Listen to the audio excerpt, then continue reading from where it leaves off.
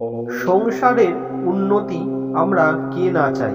আমরা সকলেই চাই যে আমরা একটু ভালো থাকি, একটু সুখে থাকি, একটু স্বাচ্ছন্দ্যে থাকি, একটু আনন্দের সাথে জীবনযাপন করি।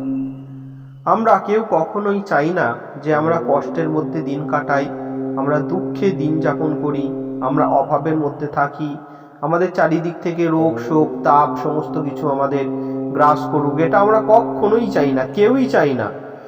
তাই আমরা সকলেই চাই যে বাস্তব জীবনে যতদিন ঈশ্বরের কৃপায় আমরা বেঁচে আছি, জীবিত আছি, ততদিন আমরা সুখে জীবনযাপন করি।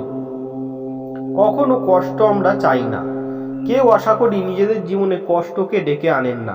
সবাই ঈশ্বরের কাছে প্রার্থনা করেন, হে প্রভু, আমাদের সুখ শান্তি দিন, আমাদের জীবন থেকে সমস্ত দুঃখ কষ্ট দারিদ্রতা সমস্ত কিছু চিরতরে দূর করে দিন। আপনার কৃপায় যেন আমরা শান্তিতে থাকি, সুখে থাকি, এটাই প্রার্থনা করে সকলে ঈশ্বরের কাছে। তবুও বর্তমান সমাজে বা বর্তমান যুগে বহু মানুষই অস্বস্তিকর পরিস্থিতির মধ্যে জীবনযাপন করেন বা একটা অপ্রীতিকর পরিস্থিতির মধ্যে জীবনযাপন করেন, যেখানে কোনো সুখ নেই, শান্তি নেই। হয়তো অর্থ উপার্জন হচ্ছে কিন্তু বাড়িতে সুখ শান্তি নেই, ঝামেলা ঝগড়া অশান্তি লেগেই আছে। এই রকম পরিবেশ থেকে কিভাবে আমরা বেরোতে পারবো? আজকের আলোচনা আমরা সেই বিষয়ে আলোচনা করব এই ভিডিওর মাধ্যমে। নমস্কার, তীর্থবার্তা চ্যানেলের পক্ষ থেকে আপনাদের সকলকে জানাই আমাদের চ্যানেলে অনেক অনেক স্বাগত। আশা করি ঈশ্বরের কৃপায় আপনারা সকলে খুব ভালো আছেন, সুস্থ আছেন, আনন্দে আছেন ও হাসি খুশি আছেন। আজকে আমরা আলোচনা করতে চলেছি গৃহস্থের উন্নতি সম্ভব কিভাবে সংসার থেকে দুঃখ কষ্ট চিরতরে দূর করবেন।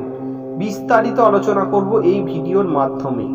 আজকের এই ভিডিওতে বলা কথাগুলি যদি আপনারা বাস্তব জীবনে অক্ষরে অক্ষরে মেনে চলতে পারেন, তাহলে দেখবেন আপনাদের জীবনধারা অনেক পরিবর্তন হয়ে গেছে। অনেক সুখ শান্তি সমৃদ্ধি ঈশ্বরের কৃপায় আপনার জীবনে সমস্ত কিছু পূর্ণ হয়ে গেছে, অপূর্ণতা আর কিছু রইবে না। এই বিষয়ে আলোচনা করব এই ভিডিওর মাধ্যমে। আপনাদের সকলের কাছে একান্ত অনুরোধ করব, দয়া করে আজকের ভিডিওটি সম্পূর্ণ দেখুন, স্কিপ না করে। আশা করি আজকের ভিডিওটি সম্পূর্ণ দেখলে, আজকের ভিডিও দেখে আপনারা অনেক উপকৃত হবেন এবং সমৃদ্ধ হবেন। আমাদের ভিডিও দেখে যদি আপনারা উপকৃত হন এবং সমৃদ্ধ হন, তাহলে দয়া করে আজকের ভিডিওতে একটি লাইক করবেন। যদি আপনাদের মনে কোনো প্রশ্ন থাকে, অবশ্যই কমেন্ট বক্সে এসে প্রশ্নটি করবেন, ভিডিওটি শেয়ার করে দেবেন।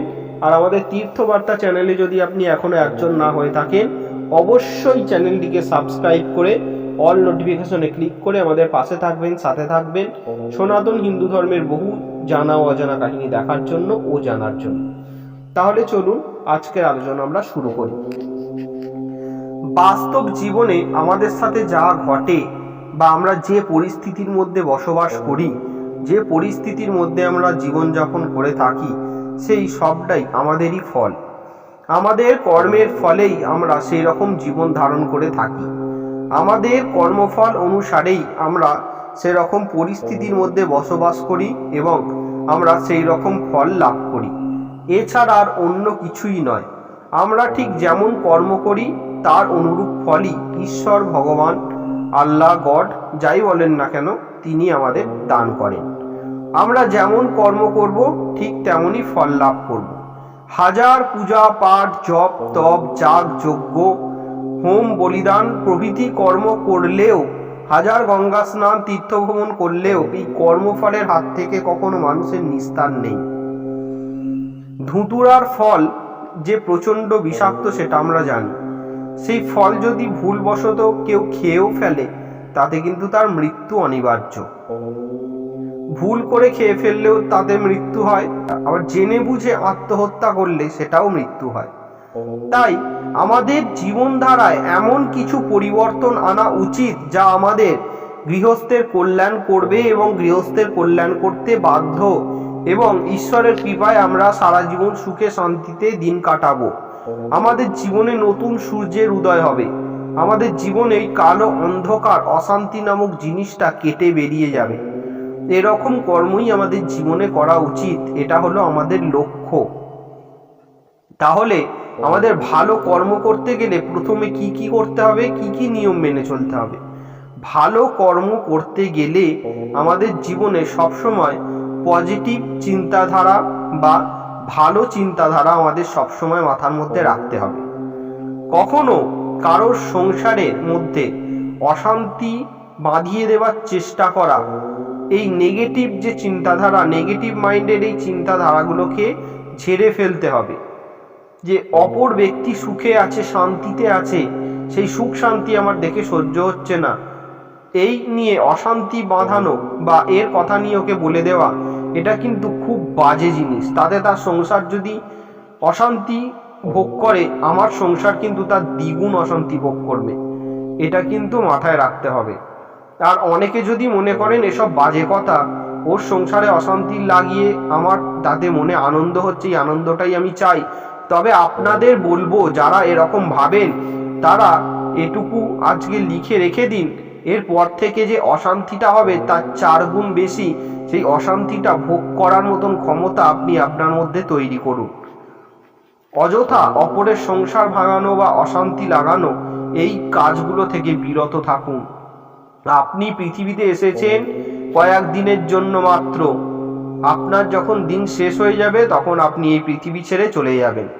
তখন আপনার এই কর্মগুলোই আপনাকে তখনও পর্যন্ত আপনাকে ইঙ্গিত করে বেড়াবে, অমুক ব্যক্তি যথেষ্ট বাজে মানুষ ছিলেন। আবার যারা ভালো কর্ম করেন সেখানে তাদের অত্যন্ত সুনাম ছড়িয়ে থাকে এবং চিরতরে সেই ব্যক্তিকে মানুষ মনে রাখে, অমুক ব্যক্তি খুব ভালো লোক ছিলেন, তার জন্যই এত কিছু হয়েছে। আবার যারা খারাপ কর্ম করেন তাদেরকে মারা যাওয়ার পরেও তাদেরকে গালমন্দ কিন্তু শুনতে হয়। তাই আমাদের জীবনে গৃহস্থের কল্যাণ আনতে গেলে আমাদের কিন্তু এই স্বভাবগুলো আগে পরিবর্তন করতে হবে। আর কি পরিবর্তন আনতে হবে? অযথা যখন তখন যেখানে সেখানে বেরিয়ে যাওয়া, কাউকে কিছু বলবো না, আমি স্বাধীনের মতন বাঁচবো, বাড়ির লোককে কিছু বলবো না, নিজের মতন থাকবো, কারোর সাথে কথা বলবো না, এই রকম একটা অহংকারী মনোভাবকে ত্যাগ করতে হবে। তবেই কিন্তু আপনি জীবনে সুখ পাবেন, অন্যথায় কিন্তু সুখ পাবেন না। আজকে যারা আপনার সাথে প্রিয়জনরা রয়েছে, মা বাবা, আপনার স্ত্রী, সন্তান, কেউই একসময় আপনার পাশে আর থাকবে না। তাই সময়কে মূল্য দিতে শিখুন। আপনার পাশে যে সমস্ত ব্যক্তিরা রয়েছে তাদের মূল্য এবং কদর করতে জানুন, তবেই আপনি আপনার জীবনে সুখকে এবং শান্তিকে খুঁজে পাবেন, নচেত পাবেন না। এবার আসি ধর্মতত্ত্বের কথায়। ধর্মতত্ত্বের দিক দিয়ে আমরা কিভাবে জীবনে সুখ শান্তি লাভ করব? ধর্মতত্ত্বের দিক দিয়ে আমরা কখনোই সকালবেলা বা সন্ধ্যাবেলা বেশি বেলা পর্যন্ত ঘুমোবো না এবং সন্ধ্যাবেলা আমরা ঘুমোবো না। সঠিক সময়ে আমরা ঈশ্বরের আরাধনা করব, ঈশ্বরের পূজা করব, তার আরতি করব, জপ তপ করব এবং প্রতিদিন স্নান করে তুলসী বৃক্ষে জল দান করব। এবং ঠাকুরঘরটি, আপনাদের বাড়ির ঠাকুরঘরটি অত্যন্ত পরিষ্কার পরিচ্ছন্ন করে গুছিয়ে রাখুন এবং সেখানটা নোংরা অপরিষ্কার থাকলে অবশ্যই পরিষ্কার করুন। শুধু ঠাকুরঘর নয়, আপনার গৃহস্থের প্রতিটা বাড়ি, প্রতিটা ঘরের সমস্ত কোণায় এবং উঠানে সমস্ত জায়গায় নোংরা আবর্জনাকে ফেলে দিন। এই নোংরা আবর্জনা যত বাড়ি থেকে ফেলবেন তত নিজের মনের নোংরা এবং আবর্জনা দূর হয়ে যাবে এবং মন পবিত্র হবে। তার সাথে সাথে আপনার বাড়িও পবিত্র হবে এবং আবর্জনা মুক্ত হবে। তাই বাড়িকে, ঘরকে এবং নিজের বাস্তুকে পরিচ্ছন্ন রাখার চেষ্টা করুন এবং সকাল সন্ধ্যা একটু গঙ্গার জল ছিটিয়ে দিন। মা গঙ্গার কৃপায় আপনার বাড়ি থেকে নেতিবাচক শক্তি দূর হয়ে যাবে এবং সকাল সন্ধে ধূপ ধুনো দেওয়ার চেষ্টা করুন। গৃহস্থের কল্যাণ আর কিসে হয়? গৃহস্থের কল্যাণ হয় আপনার বাড়িতে কখনো কোনো ভাঙা জিনিস, যেমন ভাঙা আয়না বা ভাঙা কোনো বস্তু রাখবেন না, সেটাকে যত তাড়াতাড়ি সম্ভব বাড়ির বাইরে ফেলে দেওয়ার চেষ্টা করুন।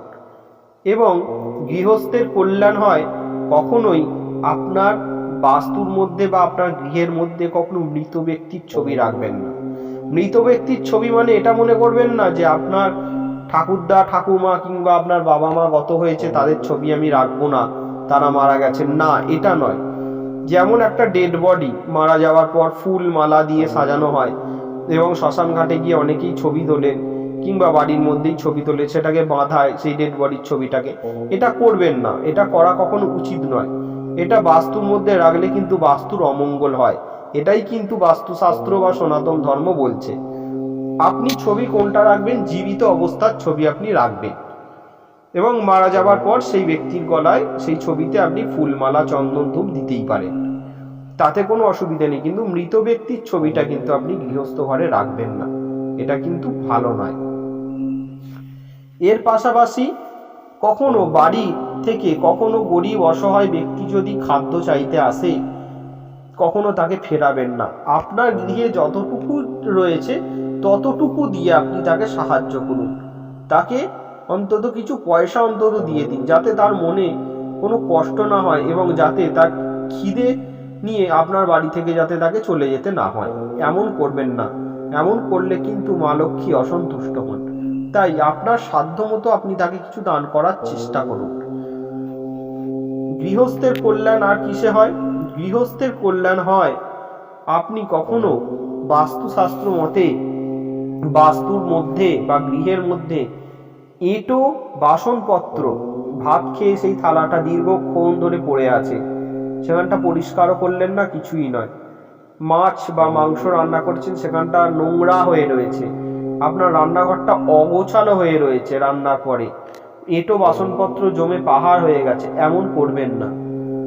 রান্নাঘর পরিষ্কার পরিচ্ছন্ন করে রাখুন, এবং এঁটো বাসনপত্র খাবার দাবার খাবার পর সেই সমস্ত বাসনপত্র তৎক্ষণাৎ ধুয়ে ফেলুন, ধুয়ে পরিষ্কার করে ফেলুন, সমস্ত জায়গা পরিষ্কার করে রাখুন।